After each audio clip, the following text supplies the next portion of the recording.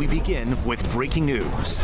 And we continue to follow breaking news that has shaken Sacramento. A mass shooting downtown, leaving at least 6 people dead and 12 others injured. It's been an emotional and painful day as family members try to get in touch with their loved ones to make sure they're okay. Many community members have also expressed frustration about another devastating act of violence. So here's what we know so far. The shootings broke out after a large fight near 10th and K Streets around 2:30 this morning.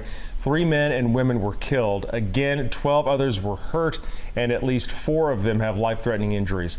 Police believe at this point that multiple shooters were involved. They have not released information about any arrest. Detectives are going through hundreds of pieces of evidence right now, along with videos from witnesses.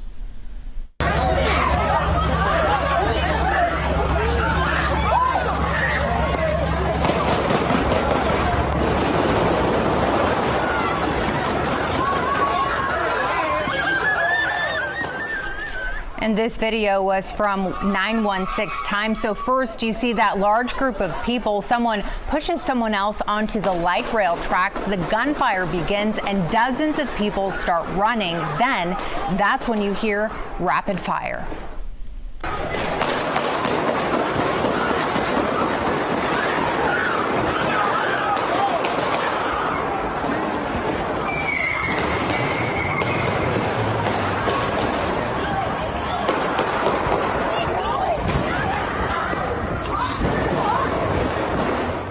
It was just really one right after the other. We counted the shots in the full video and believe to have heard around 76 gunshots. After the bulk of that gunfire, you can hear car horns and people running away trying to get out of the area. And we've had crews on scene all morning and throughout the day working to gather the latest information coming out. We have live team coverage tonight on the still unfolding situation. KCRA 3's Lisa Gonzalez anchoring our coverage right now from 10th and L Street. So, Lisa, I know there's a growing memorial out there. Golston and Andrea, there is a growing memorial out here, and I will show it to you right now. And in fact, just in the last couple of hours, it has more than tripled in size. We're on the corner of 10th and L Streets, and you can see there are many more flowers that have been laid out here, and stuffed animals, candles that have been lit. Also, someone brought by a bouquet of balloons. It's kind of hard to see it behind me here, but on those balloons, very heartfelt, personal message that have been written to the people that died out here. 6 people that we know of right now have died. We know that 4 of the other injured have life-threatening injuries right now, so we don't know if that death toll will go up. But of the 6 people that died, they are being remembered right now. Within the last couple of hours, we did see a couple of coroner vans leave this area, and if you look behind me down here, this is 10th Street. The Capitol is just across the street from where I'm standing, so this is 10th Street, headed towards K Street and J Street, and there are still dozens of evidence markers out there. We don't know if any of the victims are still out there at this point. That hasn't been answered for us, but we know the investigation is still very active and continues on this evening. It's a very quiet scene out here as the investigation progresses. And for the very latest on what officers know, let's turn it over to KCRA 3's Brittany Johnson. Brittany? Well, Lisa, you talk about an active investigation still. We're live tonight off of 10th and J Street. You see the police tape is still up behind me here. It's as close as we're able to get to the scene right now, and that police tape does span several blocks of downtown.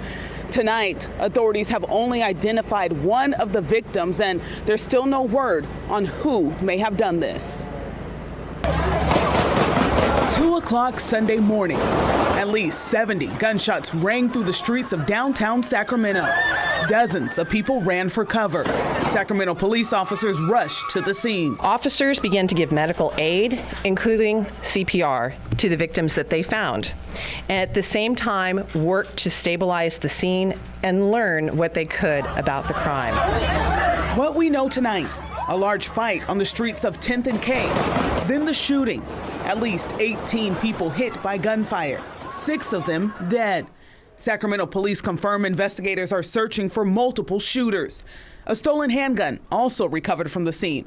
There's no word on when and where the stolen gun was purchased. I don't have that information. In a press conference, Chief Kathy Lester, hoping a glimpse of the shooters was caught on surveillance or cell phone video. We have video from our police camera at 10th and K Street that captured portions of the shooting. And we have received multiple videos and tips from members of the public. The scene is very complex. Obviously, like I said, there's social media video out there. It's a very chaotic scene. That's where someone like Paul Indo comes in, managing partner at Think Twice Legal. He helps lawyers make sense of video evidence. He is not involved with the K Street shooting, but says things he would look for include figuring out the camera's point of view and using the footage to identify additional video to help track down any suspects. The cell phone video has audio. You can sort of tell from the sound of the audio how far the shots are or whether they're getting closer. You have to take that with a little grain of salt. Sometimes things might sound closer than they are just because the sound is bouncing off a concrete wall. There have been times where I've been asked, I can hear voices, but there's a lot of background noise. I can help take out or reduce down some of that background noise to make the voices stand out a little bit better. If the video footage if the action is happening very quickly, I can slow the video down. Chief Lester says one thing that is clear. Law enforcement needs to continue working with community partners to focus resources and efforts where they will have the greatest impact in helping curb gun violence. This strategy only strengthens our commitment to reducing violence in our community and finding meaningful and lasting solutions to the problem. Sacramento police say gathering the hundreds of pieces of evidence and then piecing all of that together is going to take a couple of days. And they also say that if you have any video, you are being asked to send that over to the Sacramento Police Department. Reporting live tonight in downtown Sacramento, Brittany Johnson, KCRA 3 News. Yeah, this is going to be a long investigation. Brittany Johnson, thanks for your live report.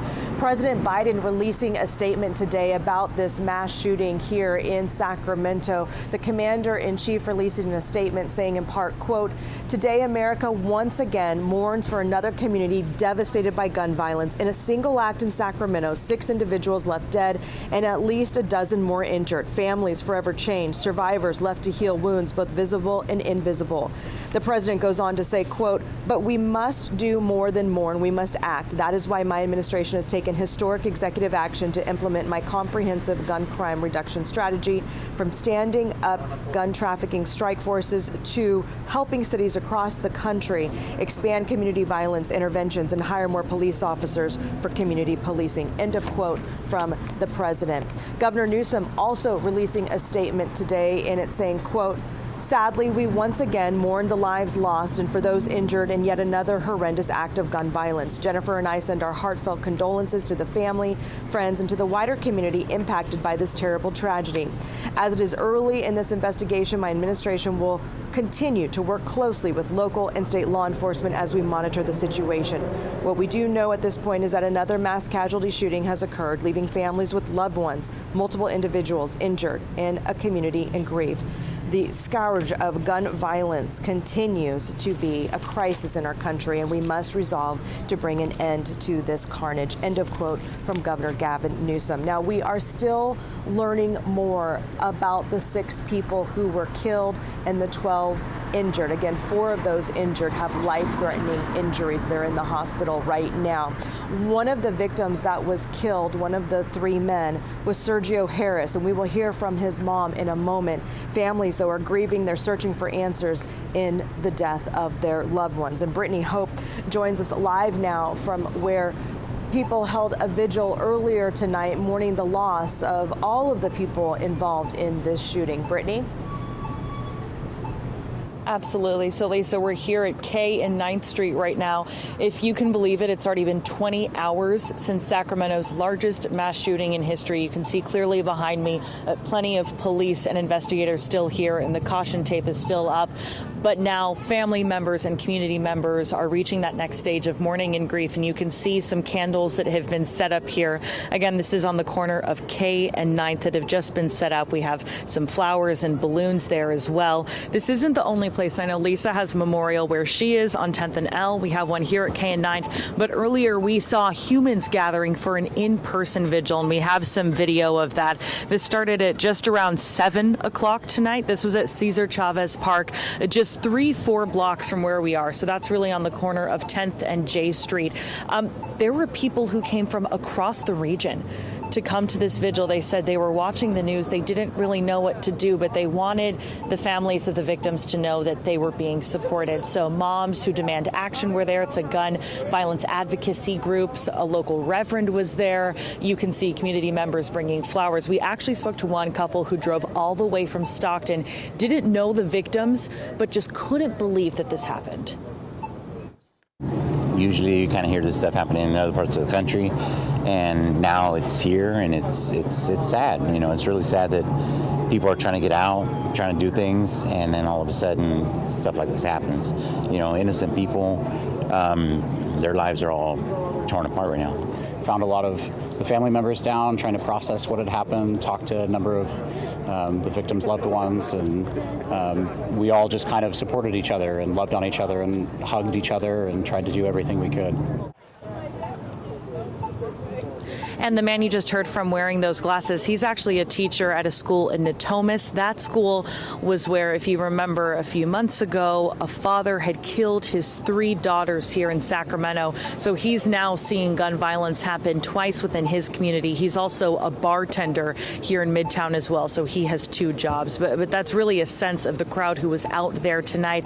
I would say it was 20, 30 people who were just gathering in prayer and supporting each other. But back out here live, we've been saying it since this morning. This is a completely complex investigation. There's still so many questions we have lingering in terms of who did this, why, where did they get their firearms? All of those questions we know investigators are working on still here behind this. I expect this entire business and nightclub and restaurant corridor to be shut down at least overnight because we haven't seen too many officers leave. Most are staying put. I do want to talk about this space, though, really quick before we wrap up, Lisa. This is the space where earlier families were gathering to watch the coroner's vehicles as they came to recover the 3 remaining bodies of victims that were still in the street. The police chief said they wanted those 3 bodies to remain there as part of the investigation. It was integral for that. But now we can confirm it seems that all of the bodies have been removed from the scene at this point. Lisa. All right, Brittany Hope, thank you for that confirmation, reporting live for us tonight and all day long. We appreciate it so much. Now, one of those victims, as I mentioned, was Sergio Harris, a father of 3. And earlier today, KCRA 3's Aaron Heft spoke with his family as they were waiting for answers. Terrifying sounds from overnight, leaving 6 dead on K Street. One of the victims, this man, Sergio Harris. He was the first among the victims to be identified. I have a child that's laying out there, and I want some answers. Harris's mom telling us their family stood on K Street waiting since 2:30 this morning. Hours later, police confirmed Harris was killed overnight. I don't even think this is real. I feel like it's a dream. His wife, Leticia Harris, shared with us this picture, saying Sergio was a father of 3. She describes him as a provider. He could always be found teaching their children life lessons. She said in closing, "This is a sad and terrible act of violence that took the lives of many. I want answers so I can have closure for my children." In Sacramento, Aaron Heft, KCRA 3 News.